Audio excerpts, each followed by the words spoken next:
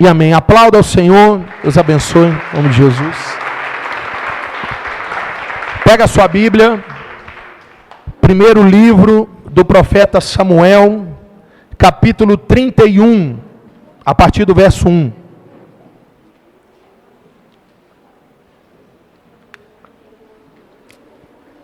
Eu queria muito a sua atenção, a minha fala é rápida, então que você não se distraísse.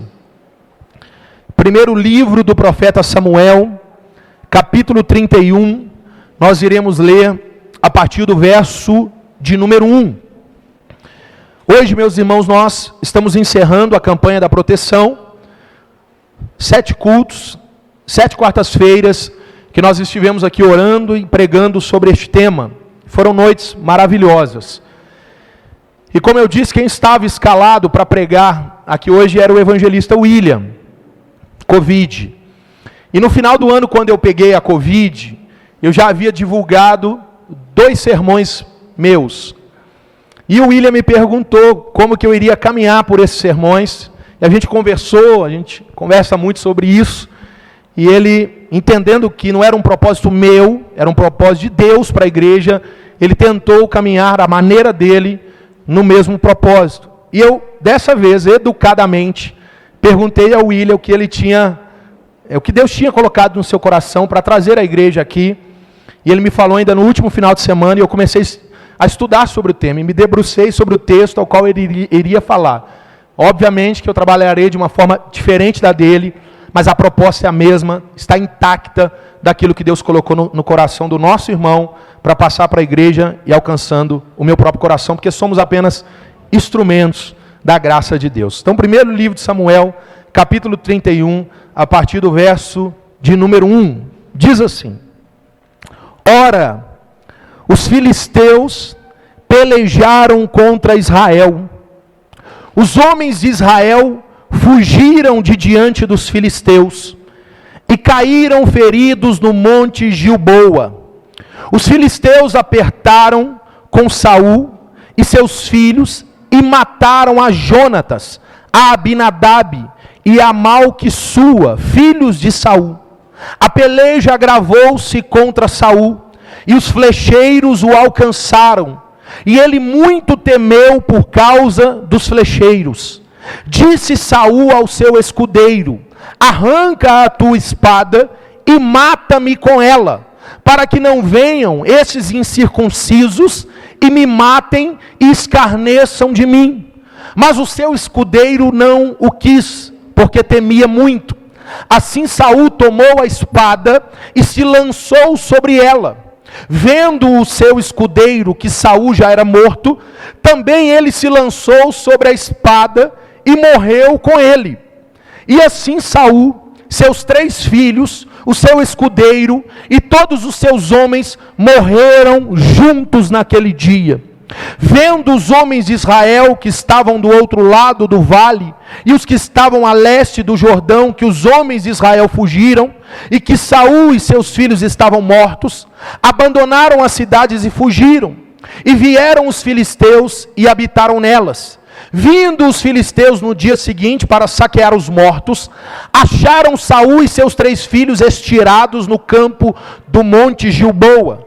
Cortaram a cabeça de Saul e pegaram suas armas e enviaram mensageiros pela terra dos filisteus em redor, a anunciá-lo no templo dos seus ídolos e entre o povo. Puseram as armas de Saul no templo de Astarote e o seu corpo afixaram no muro de Bet-seã. Ouvindo isso, os moradores de Jabes de Gileade, o que os filisteus fizeram a Saul, todos os homens valentes se levantaram e caminharam toda a noite até Bet-seã, tiraram o corpo de Saul e os corpos de seus filhos do muro de Bet-seã e foram a Jabes, onde os queimaram. Então recolheram os seus ossos, os sepultaram debaixo de um arvoredo em Jabes e jejuaram 7 dias. Amém? Parece um filme de terror, né, irmãos? Vamos orar? Feche os olhos. Deus, em nome de Jesus é a tua palavra. Nós, ó Deus, mais uma vez te pedimos, fale conosco aqui nessa noite. Que haja um ambiente de paz, que haja um ambiente de graça, que haja um ambiente de liberdade para a exposição do Teu Evangelho, que os meus irmãos que estão comigo aqui não se deixem dispersar, mas estejam atentos à Tua voz, é o que eu oro em nome de Jesus, amém. Pode se sentar, dê um aplauso ao Senhor.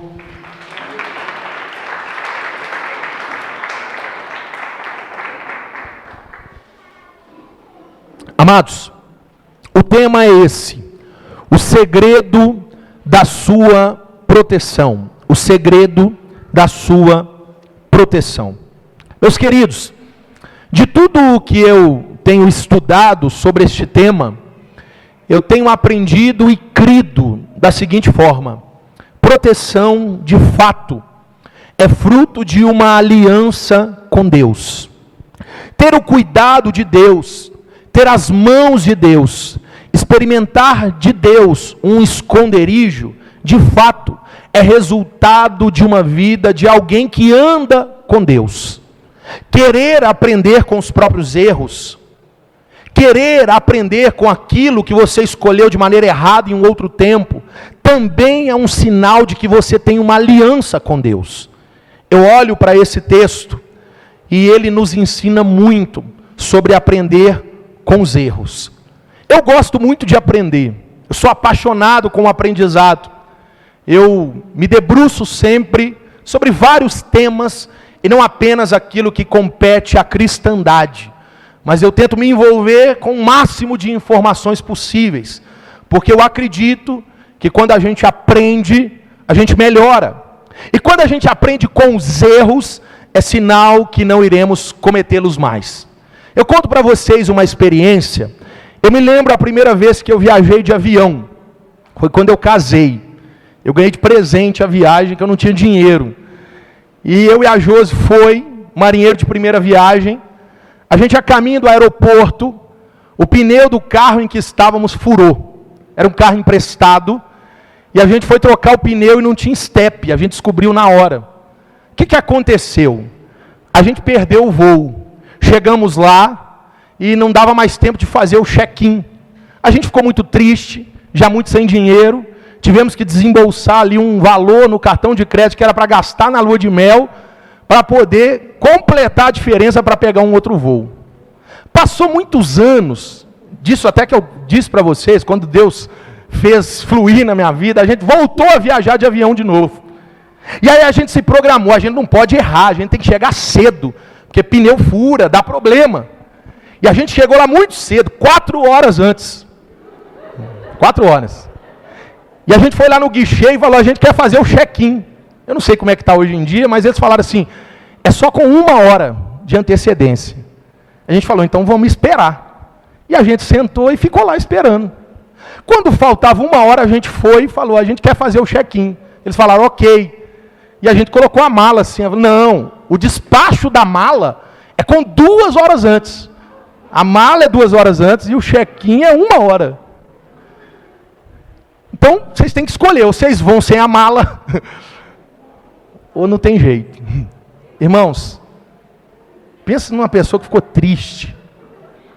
Eu lembro de virar para a Josi, lá no aeroporto, e falar assim, Josi, isso não é para nós. Viajar, definitivamente, Deus não tem isso para a gente. Estava pago já o hotel, os negócios, eu falei, vamos embora para casa, vamos largar, vamos deixar esse trem pago, não vamos mexer com isso não. Porque a gente está errando de novo, do mesmo jeito, no mesmo lugar.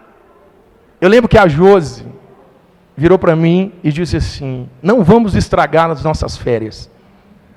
Vamos tentar achar um outro voo. Ah, mas não tem dinheiro, como é que vai fazer? Ela, não, eu faço hora extra. Ela trabalhava no Felício Roxo, eu faço hora extra. E a gente paga, e a gente foi e deu certo. E depois a gente foi para uma 3ª vez, irmãos.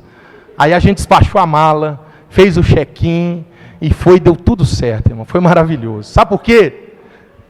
Quando eu sentei na poltrona do avião, irmão, que satisfação, irmão, de perceber que você aprendeu com o erro. Irmão, que coisa maravilhosa. Quando você olha para uma situação que você já errou um monte de vezes, mas agora você não erra, você consegue. Irmãos, é engraçada essa história, mas a que eu trago aqui nessa noite é triste e não tem nada de engraçada. A história que eu vos trago aqui nessa noite é a história de 2 reis, um chamado Saul e outro chamado Davi.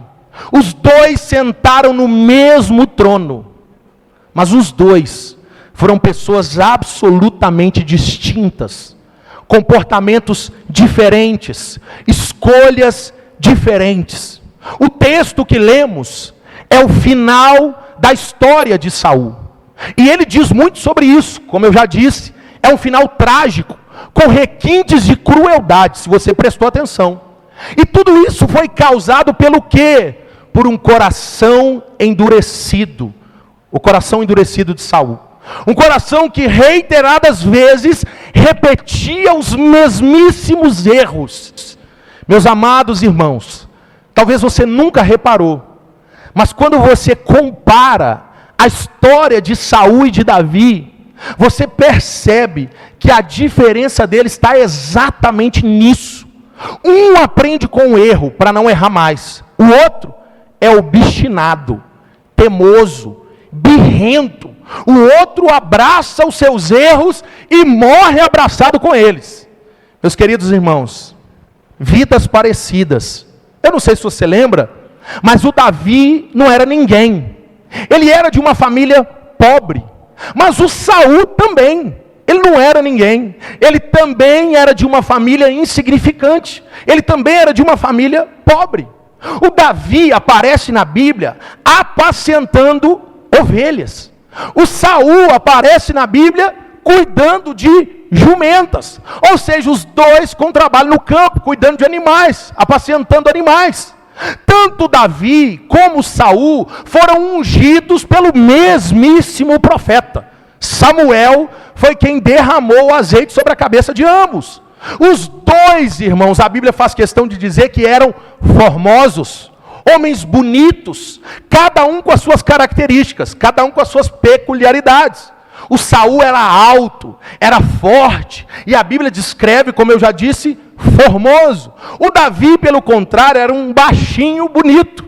Ele era ruivo. A Bíblia diz que ele tinha um aspecto belo, e ele tinha belíssimos olhos. Eu não sei se você sabe, mas ruivos é o que tem de mais raro no mundo. Cerca de 1 a 2% da população que é ruivo.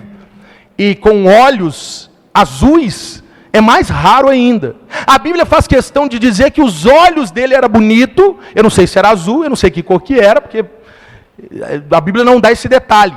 Mas o que interessa para nós aqui é que Davi, de fato, ele tinha uma beleza raríssima. Ou seja, eram dois homens belíssimos. Eu começo aqui com a história de Saul, que daqui a pouco se encontra com a de Davi, e a gente caminha com os dois juntos. O Saul, ele aparece primeiro. Como eu já disse, ele não era ninguém. E no dia que o profeta Samuel apresentou ele o povo como rei de Israel, é uma narrativa muito interessante. Porque nem o Saul acreditava em si mesmo. A Bíblia diz que ele estava escondido atrás das bagagens. Isso mesmo, ele estava atrás das malas. E aí o Samuel falou: olha, eu vou apresentar a vocês o rei de vocês. E ele aponta. E esse homem alto, que não tem como se esconder atrás de nada, ele está atrás das bagagens. E a Bíblia diz que isso gera uma desconfiança em Israel. A nação vai dizer: mas peraí, se ele se esconde atrás das malas, para ser apresentado como rei, imagina quando vier os filisteus então, é esse o rei? Ou seja, ele assume o trono debaixo de muita desconfiança. Mas a Bíblia mostra que, logo quando ele assume o trono, ele demonstra valentia, ele sai às guerras, e ele ganha o coração do povo, porque a mão de Deus estava com ele. Deus estava honrando a Saul. Porém, meus irmãos, no capítulo 13 do primeiro livro de Samuel, a Bíblia diz que ele sai para uma guerra. Mas antes de ir, o Samuel fala com ele: Saul, você vai chegar lá, e você vai me esperar por 7 dias. Quantos dias? 7 dias. E você me espera, porque no 7º dia eu vou chegar para fazer um sacrifício ao Senhor. E o texto sagrado nos informa que vai passando 1, 2, 5, 6, 7 dias, e o Saul começa a ficar impaciente. E nessa impaciência dele, ele toma a frente e começa a preparar o sacrifício.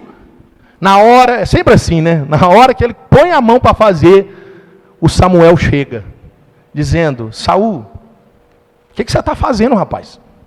Você está colocando a mão para fazer aquilo que não compete a você fazer. Ele é alertado pelo profeta. O profeta mais importante da nação alerta ele que ele está desagradando a Deus. E a pergunta que fica para nós é: o que ele faz? Ele não demonstra arrependimento algum. Ele erra, mas o erro não mexe com ele. Ele continua normalmente. Por que eu sei disso? Porque chega o capítulo 15. E agora a luta é contra os amalequitas. Eu não sei se você sabe, mas quando Israel tomou a terra prometida, os amalequitas foi um povo terrível nessa tomada da terra. E aí agora Deus decide julgar os amalequitas. Quem Deus vai usar? Saul, na guerra, para ir contra os amalequitas. E aí o texto diz que quando Saul está saindo para ir, o Samuel diz: Saul, chegando lá, você acaba com tudo. Os amalequitas são malditos, não aproveitem nada daquela terra. Quando eles vencem os amalequitas, o Saul vê uns boi, umas ovelhas, uns negócios bonitos, sabe? Ele, poxa vida, por que não, né? Achado não é roubado. Ele vai lá e pega os boi e as ovelhas e leva para o acampamento de Israel. Aí o Samuel chega. E aí o Samuel chega e fala: Saul, que barulho é esse de ovelha e de boi que eu estou ouvindo? Aí na hora o Saul diz assim: eu peguei uns boi, umas ovelhas, a Bíblia diz que ele está feliz, para sacrificar o Senhor. Que bênção. Vamos entregar um louvor para o Senhor aqui. Aí nessa hora, o Samuel vai dizer para ele: Saul, você não aprendeu até hoje que é melhor obedecer do que sacrificar? Deus não está interessado em sacrifício se não houver primeiramente obediência. Deus não se importa com sacrifício, com jejum, com pé descalço, seja com o que for que você se sacrifica, se você não tiver uma vida de obediência à sua palavra. Nessa hora, irmãos, a Bíblia diz que Deus rejeita Saul. É tão triste o texto, que a Bíblia diz que o Samuel sai andando, e o Saul se joga e agarra a roupa do Samuel, e puxa ele com tanta força que rasga a roupa dele, um pedaço da roupa dele.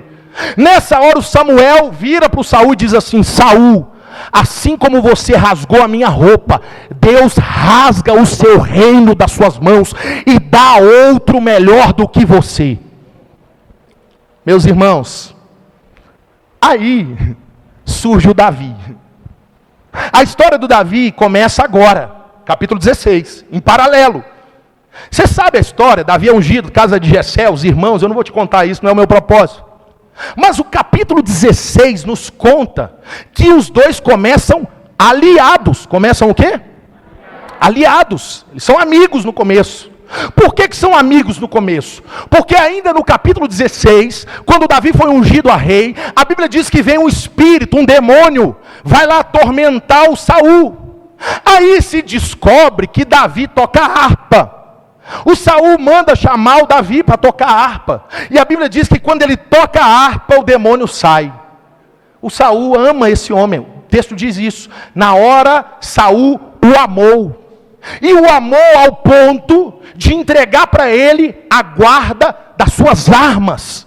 Ou seja, deu um posto para ele, deu um cargo para ele. Aí chega, meus irmãos, o capítulo 17 que você conhece. Davi e Golias. O Davi vai lá contar para o Saul que matou o urso, que matou o leão. O Saul quer entregar para ele a sua armadura. O Saul fica agradecido, dá isenção de impostos, porque o menino derrubou o gigante. Que coisa maravilhosa, a nação está prosperando, o menino está sendo útil. Depois da vitória, a Bíblia diz ainda no capítulo 17, que o Saul faz uma pergunta: de quem que você é filho, menino? Onde você mora? Você não vai voltar para casa, você vai ficar aqui comigo, você vai ficar aqui no palácio. A Bíblia diz no capítulo 18, capítulo seguinte, que ele fica lá. E a Bíblia nos informa que o Saul coloca ele como líder do seu exército. Sim, a Bíblia nos diz que o Davi vai ganhando batalhas, vai ganhando o coração dos servos de Saul, por causa da sua prudência. É esse o detalhe do capítulo 18. Davi triunfava, e o texto diz, por conta da sua prudência, os homens de Saul se encantavam com Davi. Olha como é que esse menino é diferente, olha como é que esse moço é prudente. Olha só, o Saul nos entregou na mão de alguém que é um cara diferente. E o texto vai nos contando isso. Só que o Davi, irmão, ele não é sorrateiro. Ele não joga baixo. ele faz as coisas com prudência, porque ele sabia que ele não fazia para o Saul, ele fazia para o Senhor. É por isso que ele é prudente, é por isso que ele trabalha com excelência. Mas mesmo fazendo o que é certo, note isso, a Bíblia diz que um dia, o Davi volta de uma batalha contra os filisteus, onde mais uma vez ele teve êxito, e ele é recebido com música. Nessa hora, preste atenção nisso, o texto diz que toda a liderança de Israel vai para receber os soldados, e as mulheres também vão, e elas estão cantando uma canção. A canção é o seguinte: Saul matou milhares, e Davi matou 10 milhares. Saul matou milhares, mas Davi matou 10 milhares.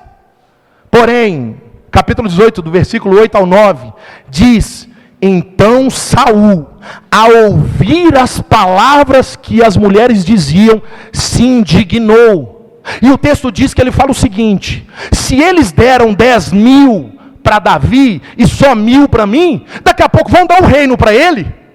O texto diz no verso 9 que o Saul fala assim: eu suspeito de Davi. Davi entra em suspeita. Meus queridos irmãos, quando vem essa passagem, o demônio volta. Está vendo quando mais endemoniado o Saul vai ficando, o demônio manifesta. Aí de novo volta a harpa. Só que agora, quando Davi toca a harpa, o Saul pega uma lança e joga contra o Davi desvia. Porém o texto diz que de novo acontece uma situação que o demônio volta, e aí toca a harpa, aí de novo joga a lança, e o Davi desvia, 2 vezes já. Meus irmãos, a Bíblia diz que o Saul começou a ter medo do Davi. É isso mesmo, o Saul é o rei, o Davi é o camponês, mas o medroso é o Saul. É o Saul que tem medo do Davi. Meus amados irmãos, aí o Saul tem uma ideia. Olha para cá. Ele tem uma ideia. Ele diz assim: já sei, eu não vou levantar minha mão contra Davi, mas eu vou colocar ele numa guerra, que nessa guerra ele vai morrer. O que ele faz? Ele diz para o Davi assim: ô Davi, eu vou te dar a minha filha, a princesa, como esposa para você. Aí tem a filha mais velha, mas a filha mais velha é dada para um outro homem, aí sobra Mical, que você conhece a história. Aí ele diz assim: olha, tem a Mical para você casar com ela. E o preço do dote eu não quero. O dote é o que se pagava para casar, o marido pagava para o pai. Não precisa me pagar nada, eu quero só uma coisa: eu quero 100 prepúcios. Eu não vou precisar descrever para você do que se trata, dos filisteus. Eu quero 100. E o texto diz que o Davi vai e traz 200. Ele é tão excelente que aquele preço que é pedido a ele, ele faz em dobro. E agora, na tentativa de matar o Davi, agora ele vira genro do Saul. Ou seja, na medida de assassinar o menino aproxima mais do trono. Meus irmãos, de todo jeito que o Saul mexia, o trem ia ficando pior para o lado dele. Aí chega o capítulo 19. O Saul manda o Jonatas, lembra do filho de Saul? O amigo de Davi, manda o filho dele matar o Davi. O Jonatas diz: não, pai, acalma seu coração, o Davi não quer te fazer mal. Aí vem mais uma história do demônio, da harpa, e aí pela terceira vez, irmão, aí na terceira o Davi já deve começar a ficar pensando: uma hora ele vai acertar, né? Uma hora ele acerta essa lança. O que ele faz? Ele vai para casa. Ele vai para casa encontrar com a sua esposa Mical. Porém o Saul armou uma armadilha. Ele vai tentar prender o Davi, só que a Mical dá fuga para ele na janela, coloca uma estátua na cama. Os homens vão lá, puxam a coberta, tem uma estátua lá, pressionam Mical. Ela diz: ele colocou a espada no meu pescoço para fugir, inventa uma mentira. E daqui para frente, irmãos, para a gente correr, é perseguição ferrenha. O Saul sai igual um louco. Ele chega numa cidade chamada Nob, só para você entender, e ele descobre que nessa cidade, que era uma cidade de sacerdotes, eles ajudaram Davi. Sabe o que ele faz? Ele mata de uma só vez 85 sacerdotes, de uma vez. Ele acaba com todos os sacerdotes da cidade. Ele assassina todo mundo só porque ele acha que esses homens assassinaram a Davi. Enquanto isso, Davi está numa caverna, a caverna de Adulão, e lá nessa caverna ele reúne um exército, 400 homens. pessoas da pior espécie. O Davi transforma elas em homens guerreiros. E mais, meus irmãos, nessa perseguição, o Davi tem oportunidade por 2 vezes. Quantas vezes? 2 vezes de matar Saul. Primeira delas, irmãos, na caverna. A Bíblia diz que o Saul entra na caverna para aliviar o ventre. É isso que você está pensando mesmo. É o número 2. Ele entra para a caverna sozinho, porque ninguém gosta de ter companhia nessa hora, né? E ele entra sozinho, deixa os homens para o lado de fora. Só que o Davi está dentro da caverna. E nessa hora ele tem a chance de matar o Saul, mas ele não faz. E depois, num outro momento, ele com seus homens, Davi com seus homens, entram dentro da tenda do Saul. O Saul está dormindo, a lança dele está do lado da cabeça dele. Um dos servos de Davi diz: eu tiro a lança do chão e cravo ele no chão. E o Davi diz assim: não. Quem vai tratar com ele é o Senhor, não sou eu. Ele é ungido de Deus, eu não toco nele. O assunto dele é com Deus. E sabe qual que é o detalhe que eu chamo a sua atenção? É que todas essas vezes que isso acontece, o Saul chora. Ele diz para o Davi: ô Davi, me desculpa, Davi, me perdoa, Davi. Mas ele é tão obstinado, teimoso, que sempre ele volta a cometer os mesmos erros.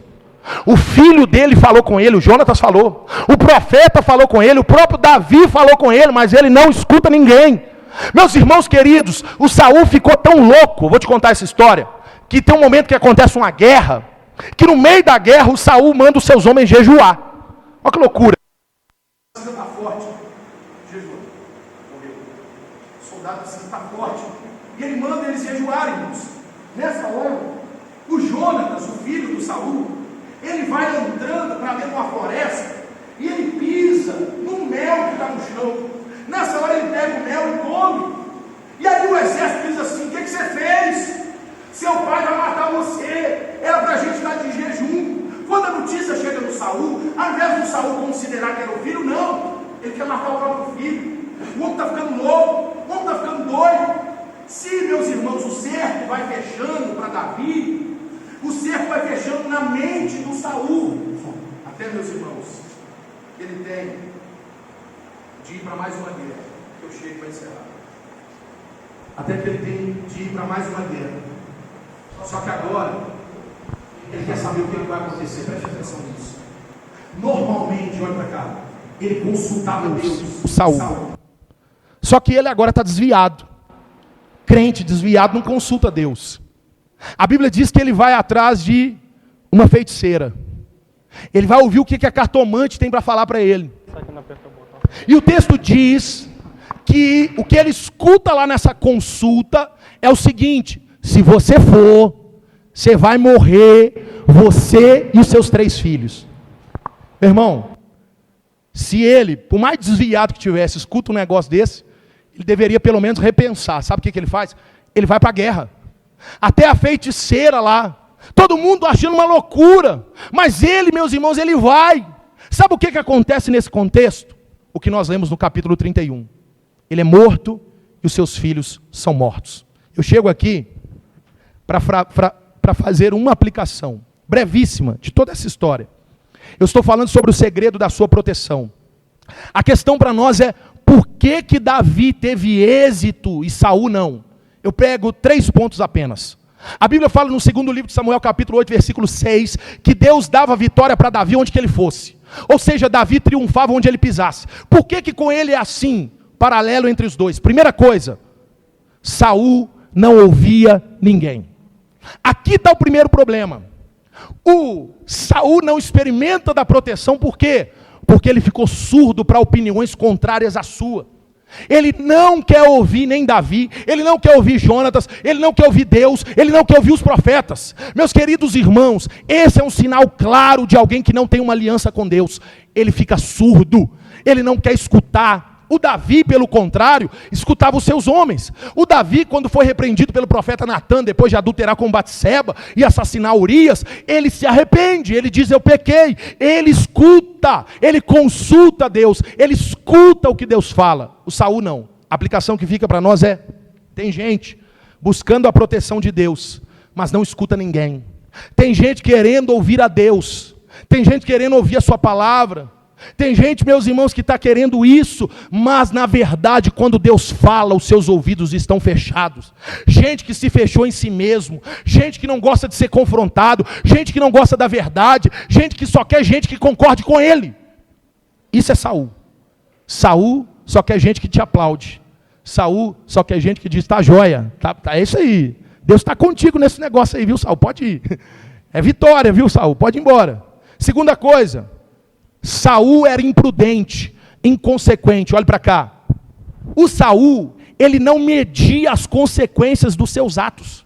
Ele fazia primeiro e ele pensava depois. Você conhece gente assim? Ah, não, vou fazer, depois eu vejo quanto que deu e pago. Depois eu penso no que vai dar. O Saul não estava nem aí. O negócio dele, sabe o que é? Preservar o trono. Mesmo que custasse a vida dos seus soldados, mesmo que custasse a vida dos seus filhos, mesmo que custasse a sua própria vida, o Saul, ele é inconsequente. E tem gente, irmãos, que lá vai perdendo filho, família, e ele não está medindo, ele é inconsequente. O Davi, pelo contrário, como lemos, ele era prudente. Você viu aqui a narrativa que eu te falei do ungido do Senhor? O Davi podia ter matado, mas ele falou, não, peraí, eu não vou fazer isso, porque não é eu que devo fazer isso. Quem faz isso é o Senhor. Isso aqui é alguém que mede consequência. É alguém que sabe que dependendo do que você faz, uma reação vai acontecer. Tem gente, irmãos, querendo a proteção de Deus, mas vive de forma inconsequente. Tem gente, irmãos, que se for necessário vai para a feiticeira, se for necessário vai para um lugar onde não prega o evangelho, onde ensina um monte de bobagem, mas ele está lá, porque para ele não interessa o que Deus está falando, interessa para ele é o resultado, interessa para ele se ele vai alcançar o que ele quer, interessa para ele se ele vai ter dinheiro, interessa para ele se ele vai ter casamento, interessa para ele se ele vai ter porta aberta, não interessa se é o que Deus quer para ele. Ele quer solução imediata, custe o que custar. Tem consequência, marido. Tem consequência, esposa, moça, rapaz, tem consequência. Tanta gente perdendo família, ministério, filhos, tanta gente perdendo a vida, achando que não vai ter consequência. Tem consequência. E eu vou te falar, como pastor dessa igreja, não tem nada mais triste do que atender alguém que experimenta as consequências dos seus atos. Como que o arrependimento corrói, na verdade arrependimento não, como que o remorso corrói. A pessoa é tomada por aquilo, meus queridos irmãos, meça as consequências antes de agir. Por último, Davi, ele aprendia com seus erros. Ele mostrava tristeza, ele mostrava arrependimento. Por exemplo, quando ele cai em pecado, ele escreve o Salmo 51, quando ele vai dizer para o Senhor, Senhor, torna-me a dar a alegria da salvação. Senhor, o Senhor olha para um coração contrito e quebrantado, o Senhor não despreza.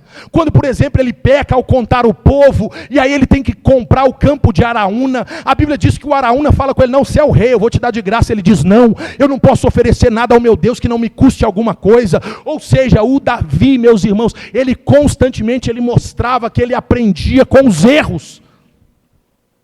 Porém, Saul, não há arrependimento, só há desobediência. O indivíduo vai se tornando um mestre do erro.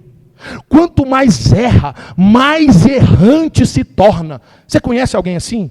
Esse alguém, quem sabe, está diante do espelho quando você olha para ele. Gente que erra, e na semana que vem, ao invés dele parar de errar, ele erra pior. Ele comete um erro mais grotesco, um erro de uma proporção ainda maior. Eu encerro fazendo essa aplicação. O que você tem feito com seus erros? Desejamos a proteção de Deus, mas como somos em relação à obediência? Nos arrependemos? Nos esforçamos para fazermos escolhas melhores? Ou assim como Saul, vamos afundando cada vez mais? Vamos nos tornando pessoas piores? Saul, meus irmãos, ele se suicida no capítulo 31, mas note o detalhe que eu vou te contar, ele não suicida necessariamente no 31, a vida dele é uma vida de suicídio, cada escolha errada que ele faz é um suicídio às prestações. Note isso, meus irmãos, tem pessoas aqui nessa vida, quem sabe aqui nessa noite, que lá vai se suicidando no processo de vida, as suas escolhas erradas, os seus relacionamentos, a sua forma de levar a vida com Deus, a sua forma de conduzir no trabalho, nos estudos, no casamento, é um suicídio processual. Ela vai se matando, ela vai se corroendo, daqui a pouco ela vai pular numa espada, não é porque ela morreu naquela hora, porque já estava morta. Meus irmãos, caminhar para a perdição, ouvindo a Deus te falar para não fazer isso, é atentar contra a própria vida. Eu encerro te lembrando o que eu disse no início. O segredo é a aliança com Deus. O segredo é como a vida de Davi, é medir as consequências dos próprios atos. O segredo, meus irmãos, é aprender com os erros.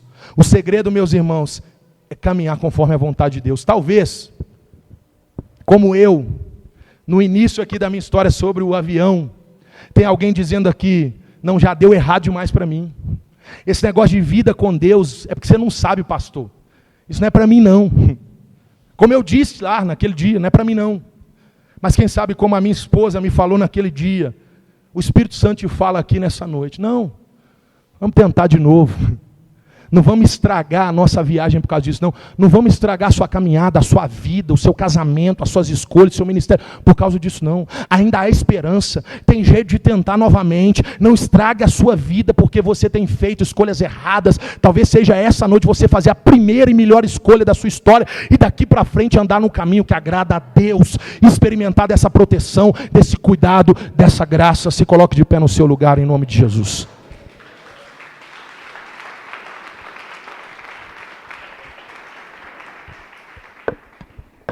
Feche seus olhos aí, nós vamos caminhar para encerrar.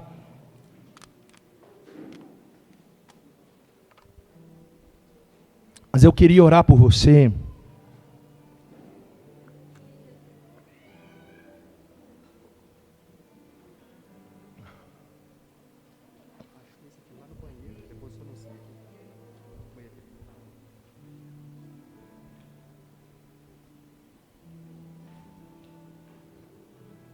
Feche seus olhos. Se você puder, coloque a mão na altura do seu coração.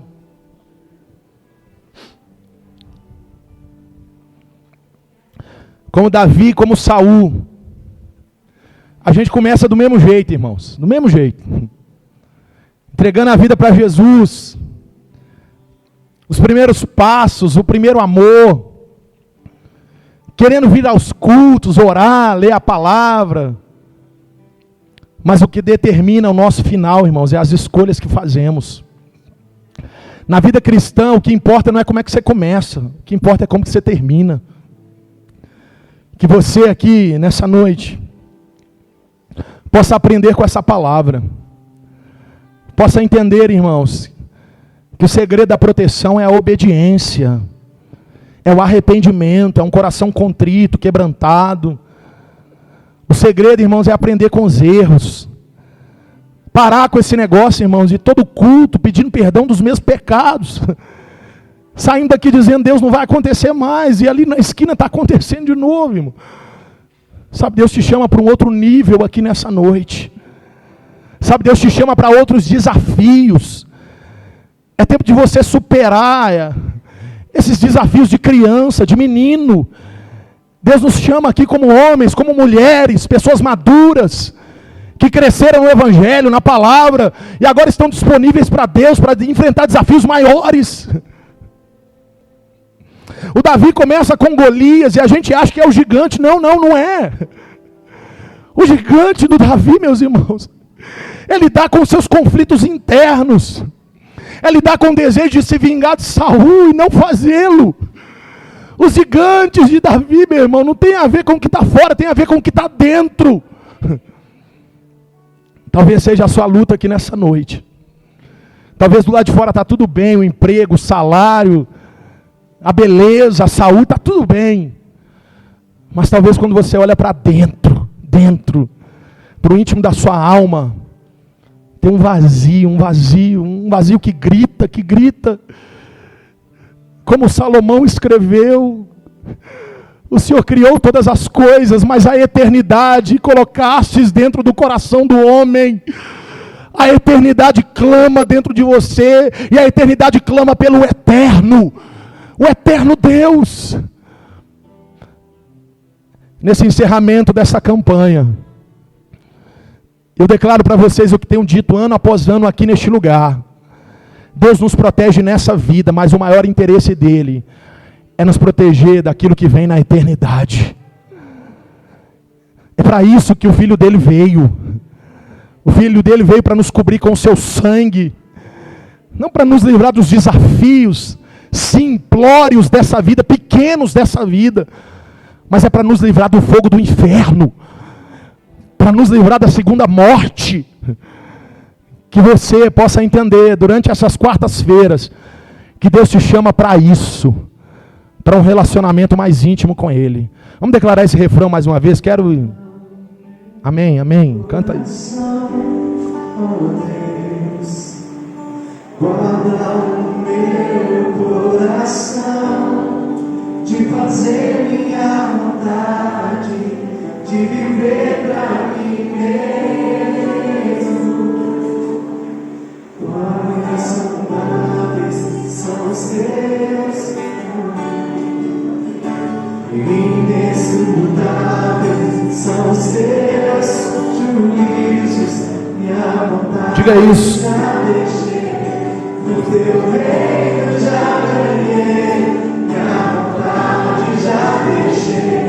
O teu reino já ganhei. Os teus sonhos são maiores.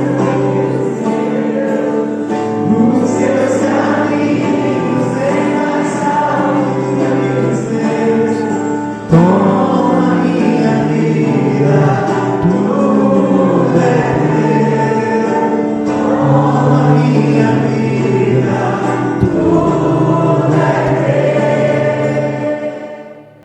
aleluia. Feche seus olhos, Deus. Obrigado, Senhor, por essa noite. Obrigado, Senhor, por essa palavra. Obrigado, Deus, porque mais uma vez o Senhor veio. O Senhor falou ao nosso coração. Que não saiamos daqui, Deus, como surdos, como Saul, com o coração petrificado, endurecido, obstinado, não. Mas que saiamos daqui, Deus, quebrantados, quebrados, transformados pelo poder da Tua palavra, Pai. Eu te entrego, ó Deus, esse sétimo elo. Eu consagro ao Senhor, ó Deus, todos esses dias que estivemos aqui, orando ao Senhor para que o Senhor continue nos guardando no restante dessa semana, no decorrer desse mês e de todo o ano de 2021. Eu consagro ao Senhor as famílias, os filhos, eu consagro ao Senhor os homens, as mulheres, as nossas crianças. Ó Deus, eu entrego nas Tuas mãos a nossa igreja, o nosso povo, esse lugar que o Senhor plantou, Pai. Assim eu oro, Deus, através do Teu Filho Jesus Cristo, crendo nas maiores bênçãos, crendo naquilo que vem do alto para nós, das regiões celestiais. Você que crê nisso, levante a sua mão, aplauda ao Senhor no seu lugar, diga glória a Deus, diga aleluia, diga bendito. Estenda as mãos. Que o amor de Deus, o Pai, a graça salvadora do Filho Jesus Cristo e as doces consolações do Espírito Santo de Deus repousem sobre a sua vida, sua família, sobre a igreja de Jesus Cristo na face da terra. Quem crê, diga amém e aplauda Jesus novamente.